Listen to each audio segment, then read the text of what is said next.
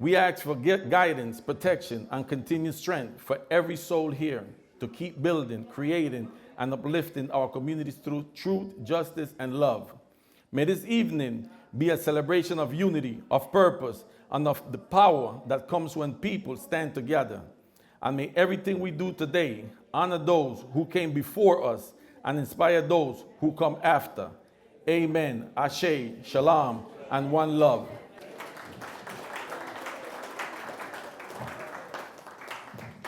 Thank you. The opening statement. Hello, my name is Jaime Alexander Davidson, also known as Gringo Man. Today is not just about me, it is about us. It is about the voices that were silenced, the cultures that were ignored, and the legacies that built a movement from nothing. Prison reform meets arts and entertainment. It's a declaration of truth that Panamanians, united with Jamaicans, West Indians, Latinos, Puerto Ricans, Dominicans, Colombians, and African Americans, etc., built the foundation of what the world calls today reggaeton. We built it in the streets, in the sound systems, in the studios, and in the struggle. From behind prison walls to global stages, we carried it forward. Today, we honor those who stood firm, gave without asking, risked their lives, and used their voices to keep hope alive. This is our legacy, this is our truth, and these are the people whose contributions must be remembered forever. The first person I want to award today is Attorney Bettina Shine and legal team, Lifetime Dedication to Justice Award. For 17 years, Ms. Bettina Shine and her legal team labored pro bono through endless filings, denials, and uphill battles. They chose principle over profit and proved that loyalty is the highest form of law. In a system where most lawyers move on when the money dries up, Ms. Bettina Shine stayed with me, Gringo Man. She became a guardian of justice, showing the world that persistence in defense of truth is the ultimate act of courage. And down the road, I was able to get Alice Marie Johnson to work alongside Ms. Bettina Shine, and they acquired my freedom by the big miracle that got President Donald Trump in his first term to sign my clemency petition on my innocence. Please give a lot of round of applause to Bettina Shine. Please come up, Ms. Shine.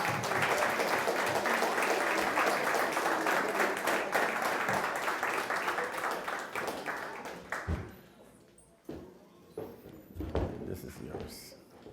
I mean, I'm not going to sing, but I sang enough for justice. And we have to say that the moment I met Jaime, I knew that he was innocent. You just have a visceral feeling, and you know it. And that was in Lewisburg. That's right. And then we had a long, long path to get justice, a very long path to get justice. But we pursued it, and we pursued it with passion, because that's the only way you can pursue justice. And then going up and down in the courts in the Second Circuit and other courts, we tried. And then President Trump was elected. My firm was doing some work for his children, and the first thing I said was, Jaime Davidson was the first thing I said. And we put together a clemency petition. It was this high, and accompanied it was exhibits this high, because Jaime had done wonderful things while he was in prison. Instead of being bitter, he taught over 1,000 students receive their GED. He provided the math program for all the men in the prison. You even sang in prison. That's right. There was a battle of the bands in one of the prisons. You even sang reggaeton in prison. Yeah. So, I mean, that's a part, but the teachers who came in, they loved Jaime Davidson because he had a passion for teaching, and he taught, and he brought such goodness into all the very harsh penitentiaries he was in. So I just want to say he did a lot of good, and there was a lot of good all around. So I got a call from Trump when this was after the insurrection, but before he left office, I got a call from him, from someone saying, the president's gonna call you. I said, okay. I was visiting my mother at the time. Phone rings, he says, this is your favorite president. I said, is it really you, sir? Yes, it is. And he says, you've been representing Mr. Davidson pro bono for all these years? I said, yes, sir. He said, that's admirable. And then he said, I'll tell you what I'm going to do. I'm going to grant your petition for clemency. I screamed so loud.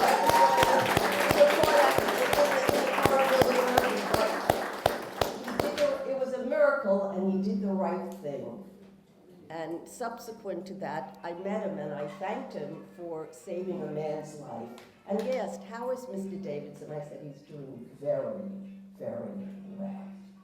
So that's the story of the clemency, and we're here now. Yeah. Thank you. This is yours. This is yours. No, not And yet. I just want to add, we did have a team, Stephanie Guaba That's and right. a few others who helped us in looking through every document to put together the most potent clemency petition we could. Thank you, Ms. Chan. Thank you. And I'm going to add something to her. What she said, when I saved an individual's life. He was the individual that came, and one of the guys from DC was like, Panama, this guy, he knows, some attorneys.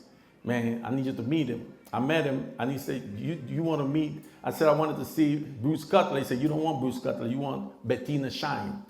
So I said, who's Bettina? He said, that's who you want, Bettina Shine. She's the brains behind everything. Then he got into a situation in Lewisburg Penitentiary. And one day I'm coming in from work, and I see tension. So one of the brothers said, hey, Panna, they're going to kill the guy from France. I said, no, they're not. He said, yes, they are. I said, no, they're not. He said, Panna, don't get involved. I said, yes. I said, nobody has ever introduced me to an attorney. I said, I'm going to get involved. And I got to say, this is God. And it's part of the Panamanian culture that people don't know. That we as Panamanians, we unite with so many different races and nationalities that when I got involved, God raised all the different groups to say, Pana, we with you. I went to the yard and I told the guy, I said, hey. He said, why are you getting involved? He said, that's my friend. Now he's from France. I said, no, that's my friend. I said, if you're going to do something to him, you got to do something. And then a brother from DC said, Pana, don't worry about it. They ain't going to do nothing. They ain't going to do nothing. And that was the end of the story. And Bettina Shine didn't know what was happening in there. She found out after, way after. But that's how I met Bettina Shine. And for you to save a person's life in prison, you're putting yourself in the lion's mouth. You see what I'm saying? But today, you're about to hear about a man. Selfless actions. Because I couldn't do 29 years innocently and turn around and leave and don't look back for the good men and women that's still behind bars. Because a lot of us still have somebody that we know or family members incarcerated. That's why this is prison reform meets arts and entertainment. All right, the next person I'm going to call, the person that I'm going to award right here is a person that been fighting. A lot of you may know her when Kim Kardashian was advocating for her, Alice Marie Johnson. And when I seen her on the TV when she was walking out, one day I was talking to her and she asked me, she said, Jaime, when you saw me walking out the gates in my institution, did you ever think that your freedom would have been connected to mine? I said, no. She said, look how God works in mysterious ways. And today I took a page out of her book, Alice Marie Johnson, because she could have just went home and gone about her merry way, but she didn't. She turned back, and we call her the Harriet Tubman of prison reform. And she started bringing more individuals out of captivity. And for that, Alice Marie Johnson, the Harriet Tubman of Prison Reform Award freed, and then fearless, Alice Marie Johnson turned her second chance into a mission to free others. Walking back through the same gates she once walked out of, she became a living symbol of hope for thousands who remain behind bars. She taught the nation that clemency is not charity, it is justice delayed. Johnson embodies the modern-day Harriet Tubman, returning to the prisons, not to visit, but to liberate. Her story is a reminder that redemption is not just personal, it is generational. And Ms. Shine, I would like for you to come up and accept Alice Marie Johnson's award.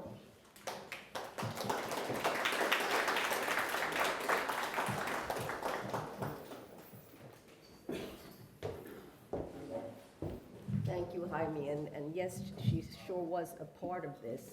I spoke to her and she said, yes, Jaime Davidson is on the list. And that list went to the criminal justice part in the White House, and that's what helped push your clemency petition to be granted and signed by Trump in his first term. That's right. Amen. So, yes, amen. Mm-hmm. So, I will make Thank sure you. that she gets this. All right, no problem. Another round of applause for Alice Marie Johnson and Bettina Shine and legal team. Now, I have one individual that I'm going to call up, Shannon Battle. In my 29 years incarcerated, this individual been with me in 3 institutions. And when he was, one day I told him, hey, let's go up to a unit. It's a unit for individuals that got life sentences. I had 3 life sentences plus 85 years. He had 2 life sentences. And the guys up there, they scared of the guys with life sentences. So he went up and they started talking all crazy. So he got mad and left. I went back to the kitchen and said, hey, listen, you coming with me. We going back up there because that program is for individuals like us. I went and got him.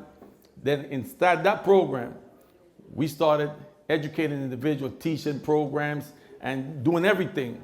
And when he came out, everything that Mr. Batter learned in there, he became a rising star in Washington, D.C., advocating for prison reform. So I asked him to come and say something at this event because, you know, he represents Washington, D.C., and a lot of the individuals that are still fighting to be free.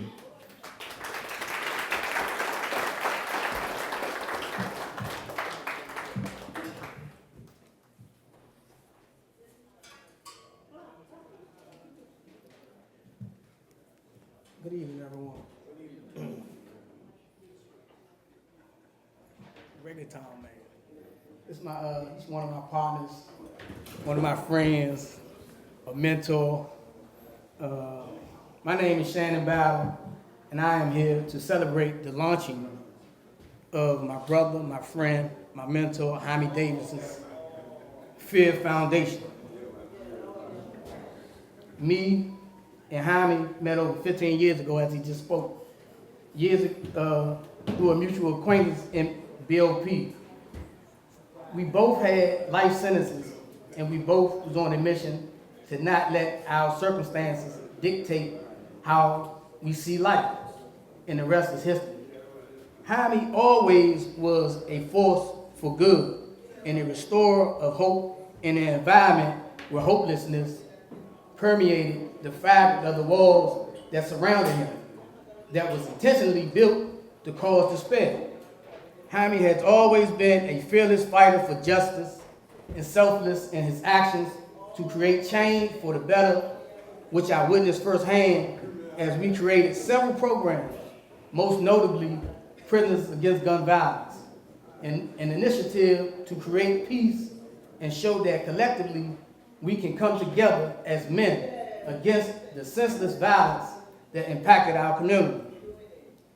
Jaime, I will conclude by knowing with absolute certainty that you will approach this next chapter in your life with the same commitment and dedication that will ensure the world will be in a better place today than it was yesterday. Congratulations. No, he wasn't speaking. All right. Thank you, Shannon. Now, I'm going to go into the long-awaited part. This part is prison reform. This individual that I'm about to talk about, I met him in 2020 from Hawaii. Please listen to this story, but it's not going to be long. There's a moment in every man's life when God gives him a mirror, not to show him who he was, but to remind him who he still can be. Today, we honor a man who looked into that mirror and chose redemption over regret. A man who, even behind walls, became a builder of hope, mentoring, teaching, saving lives, and proving that purpose never expires. Ethan Malu Mota's name stands as a rare testament to courage, not once, not twice, but ladies and gentlemen, but 3 times. The first act of valor took place inside Hawaii's federal prison, when chaos erupted in a riot and a pregnant correctional officer was taken hostage, surrounded by violence. Ethan placed his own life on the line. He risked everything to shield that pregnant officer from harm and guide her out of captivity to safety. At that moment, when vengeance filled the air, a prisoner saving a life became a defining act of humanity behind the wall. His second act of courage reached beyond that prison gates. After a police shooting inflamed the streets of Hawaii, tension turned to fury, and a gang prepared to ambush officers in retaliation. A plot that could have ended in a mass bloodshed. Once again, Ethan intervened. He spoke into the chaos, convincing men who were ready to destroy to stand down. His voice saved not only police officers' lives, but an entire community killed. And his third act of courage came from behind those same walls when Ethan learned that certain individuals planned to carry out a deadly suicide mission on the Hawaiian Police Department. He picked up the phone from prison. He called his friends and told them to post up at the airport and stop it, to save lives before it was too late. And because of his call, those officers lived. That intervention has been officially documented by the Hawaiian Police Department as one of the most selfless acts ever carried out from inside a federal penitentiary. But Ethan's story didn't begin in a cell. It began on the stage, long before the world knew him for his courage. Hawaii knew him as one of its most visionary concert promoters of the early 1990s. Ethan Malu Mota was the man bringing the biggest names in reggae and dancehall to the islands. Shabba Ranks, Maxi Priest, Shaggy, and Raven. Shows where the crowds went wild, packed from wall to wall, the rhythm of unity moving through Hawaii. That's why it's prison reform meets arts and entertainment.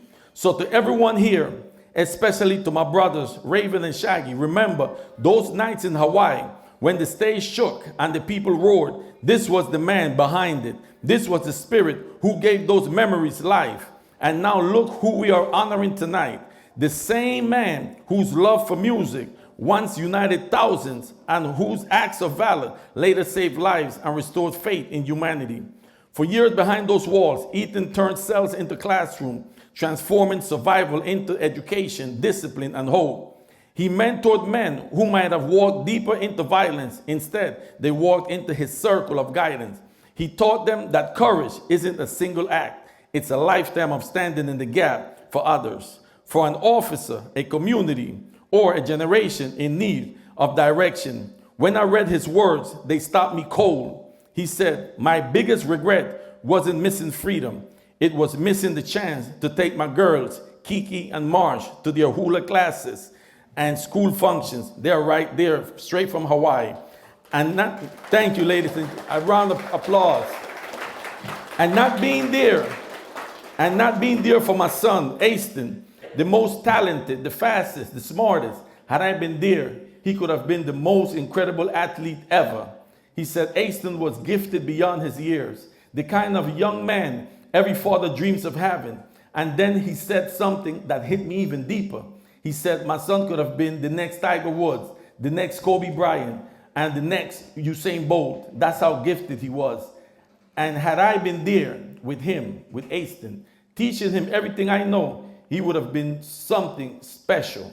That's not just a father's reflection. That's heartbreak turned into hope. That's a man whose greatest pain became his motivation to save lives, to mentor others, and to prove that redemption is more powerful than regret. That's a father talking. That's a man who sees beyond the sentence, who carries his legacy through his children. Today, that legacy stands free on this stage, through his family, through his faith, and through every person he has inspired from behind those walls to out here in the free world.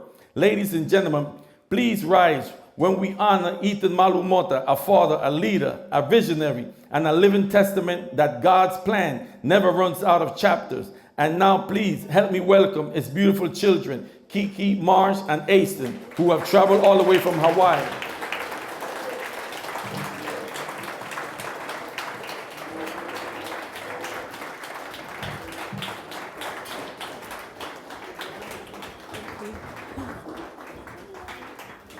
Thank you, everybody. Thank you, Panama. Just to make things clear, I'm no Tiger Woods. So, yeah, thank you again, Panama. We're grateful to be here from Hawaii, and we're so thankful for all the support that we feel when we come here. On behalf of my father, Ethan Ke'i Ho'omalumota, and our entire Ohana that's here today, we accept this incredible honor. I was 4 years old when my dad was sentenced, and my sister was 3 and my other sister 1. That could have really defined our lives, but we chose a different path, one of strength, always striving to make him proud. For 20 years, we've tried to honor him, not realizing that our strength was also inspiring him to change. And as proud as he always was of us, we're especially proud of him for the man he's become. This award recognizes a man who, despite his circumstances, chose to look outward, to protect, to mediate, and to lift others up. His valor in saving others' lives and his dedication to forging peace are a testament of his character. But perhaps his most profound work is the quiet daily mentorship he provides. He believes in redemption, and he works every day to help others see that in themselves. This award isn't about celebrating his past actions, but it's about affirming that every person possesses the capacity to do good. It gives our family immense hope. And to President Trump and Alice Marie Johnson, we just humbly ask for your consideration for his clemency, so that he can continue his mentorship and leadership in the islands of Hawaii, surrounded by his family and friends and the people that support him and love him. Thank you to Panama and FEHR Foundation for all that you guys do and the support that you guys give us and giving us this recognition today. My father feels this deeply, and we hope more than anything for his freedom. So thank you all again.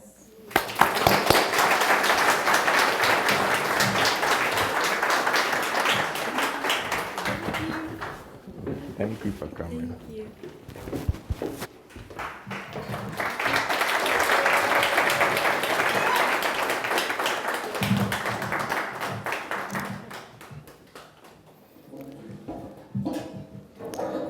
Now, the next person I'm going to talk about is one of the artists from Flatbush that everybody knows, Culture Poppy. Gary Anthony Stewart. Please, a round of applause. Gary Anthony Stewart is Culture Poppy, one of my teachers. They call him in the system Positive Poppy. Second Chance Through Arts and Service Award. Gary Stewart, known affectionately as Positive Poppy, is a living demonstration of how art and service can heal broken spaces. His voice and vision raise funds for veterans, over $20,000. That's not easy. Fed both bodies and spirits and built bridges behind communities. From grassroots outreach to performances on some of the world's most respected stages, including Carnegie Hall. His work blended advocacy with artistry. Where others saw prison as an ending, Poppy saw it as a platform. He used his gifts to support rehabilitation programs, to inspire men and women searching for new purpose, and to show that second chances are not just possible, but powerful. His journey proves that the arts are not decoration of life's struggle. They are a weapon of hope and a tool of service. Positive Poppy stands as a proof that one voice used with integrity can echo into countless lives. Poppy, even from behind the walls, they took him and he performed numerous times in the place that you call Carnegie Hall. The next person is Carlos Ivan Yera Plaza from Puerto Rico, Excellence in Mentorship and Rehabilitation Award. Carlos Ivan Yera Plaza is a teacher in the truest sense of the word. Inside the prison walls where hope often dies, he created spaces of light. Through mentorship and rehabilitation, he became a guide for men searching for transformation. His example is proof that education is not bound by institutions. It is carried in the heart of those who refuse to let darkness swallow them. His work ensures that when men leave prison, they leave with knowledge, discipline, and dignity. Carlos Ivan Yera Plaza, his father got sick, was coming from Puerto Rico, but we are going to hold this award, and I thank you. Can give him a round of applause, please. Carlos Ivan Yera Plaza. And the last one before we start, the Reggaeton pioneers and sound system builders, Miguel Figueroa, Courage and Perseverance of Justice Award. Miguel Figueroa faced injustice head on. Unbroken, he chose perseverance instead of despair. He fought with dignity, raising his voice not only for himself, but for the voiceless who had no platform. His courage is measured not only in what he survived, but in how he transformed suffering into testimony. His story is a reminder that perseverance is itself a victory, and that justice, no matter how long delayed, cannot erase the courage of the human spirit. Is Judy Miralles here, his mother? Okay, let's give him a round of applause. Anyway, she wasn't able to make it. Now for the closing, this is the closing cry for FEHR Foundation, Prison Reform Meets Arts and Entertainment and Reggaeton Award Ceremony. This day, October 11, 2025, will be remembered not just as an award ceremony, but as a declaration of truth and history. The FEHR Foundation's Prison Reform Meets Arts and Entertainment and Reggaeton Award Ceremony, which stands as a monument to the men and women who risked everything for justice, to the builders of a culture who laid the bricks of the reggaeton movement, and to the communities who carried the flame when the world wasn't ready to recognize us. From prison reform warriors like Alice Marie Johnson, Ethan Malu Mota, Gary Anthony Stewart, Carlos Ivan Yera Plaza, and Miguel Figueroa, to the cultural pioneers like Cutty Ranks, Sting International, Screechy Dan, and Red Fox, Raven, Mr. Easy, Naturally, to the sound system builders and Baby Quake family who kept the streets alive with music and message. Today, we write their names in history with the respect that always deserved. Many more names will follow in the Gringo Man Enterprise history book, soon to be published. We declare here today in Brooklyn, New York, that Panamanians, united along with Jamaicans, West Indians, Puerto Ricans, Dominicans, Colombians, Latinos, and African Americans, etc., built the sound now called here today reggaeton. That this culture was not born in boardrooms, but in basements, ballrooms, block parties, and prison yards. That the billions of dollars injected in the United States and global economy generated by this music industry trace back to Flatbush and East Flatbush, the mecca of reggaeton, with all the legends that you see right here today. The producers, artists, Panamanians, Jamaicans, Barbados, all nationalities. And so today, we call upon the New York City mayoral candidates, former Governor Andrew Cuomo, an assemblyman, Zora Mamdani, and council members Rita Joseph from District 40 and Crystal Hudson from District 35 to take the step that history demands to co-name 3 streets in Brooklyn: Gringo Man Way, Sting International Way, and Screechy Dan Way, and Screechy Dan and Red Fox Way. Because this is the FEHR Foundation Declaration. Ladies and gentlemen, I want to thank all of you from the bottom of my heart that today, October 11, we just made history. We just made history. Round of applause for all of you. Miss Alice Marie Johnson, President Trump, this is Jaime Alexander Davidson, the individual that Alice Marie Johnson, you advocated for me. I want to thank you. All of us in this room want to thank you. That God used you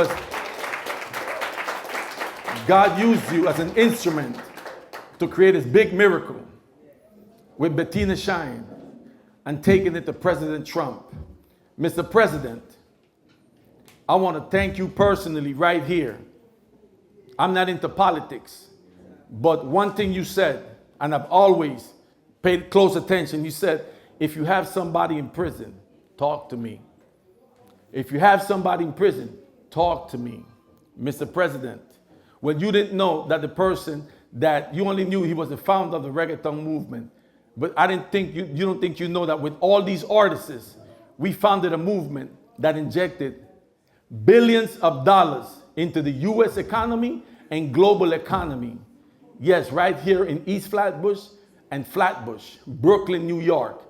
All these artists that perform today. And I ask of you, there's 4 petitions of clemency before you. I need for you to please look them over carefully and know Jaime Davidson is asking you, how you said, talk to me. Because Ethan Malu Mota risked his life, Mr. President, and clemency petition is used for that, for individuals that risk their lives to save others. He did it not once, not twice, but 3 times. He saved a female correctional officer, pregnant. He put his life on the line, and nothing was said about that. There was going to be an ambush on a police station, Mr. President. Ethan Malu Mota went out its way and stopped it. It's recorded by the Hawaiian police. Again, he was sought after this time by the same police departments now. Please, can you stop this? There's going to be a suicide. We don't know how, where it's coming. He got on the phone. He got his own people to stand by the airport the day these individuals was coming to do a suicide, Mr. President, and he stopped it. This is documented history in Hawaii. Hawaii needs Mr. Ethan Malu Mota. You have Gary Anthony Stewart, Culture Papi. He raised over $20,000 for veterans. Cooks, he does everything. They call him Positive Papi. Ivan Yeramota, Miguel Figueroa. Please, Mr. President, on behalf of Jaime Davidson, the one that God used you as an instrument to do that big miracle. I'm coming from the bottom of the heart to ask you if you could please consider and grant their clemency petitions when it's put before your hands by Alice Marie Johnson. Thank you, Mr. President. And thank everybody that's here, because we can say, I thank you for your patience, because a lot of times people don't want to hear about prison, but you have got to realize you got family members, friends, associates, different people inside there. And these individuals would love for somebody to do that for them. You see, and I thank everybody in attendance, because you didn't have to come. It was raining, it was all of this. But you came and you supported us. This right here, all the artists, producers, promoters that was right here and still right here, we thank you very much from the bottom of my heart, Mr. President, and everybody right here for coming out. And I want everybody to say, aye! Aye! Thank you.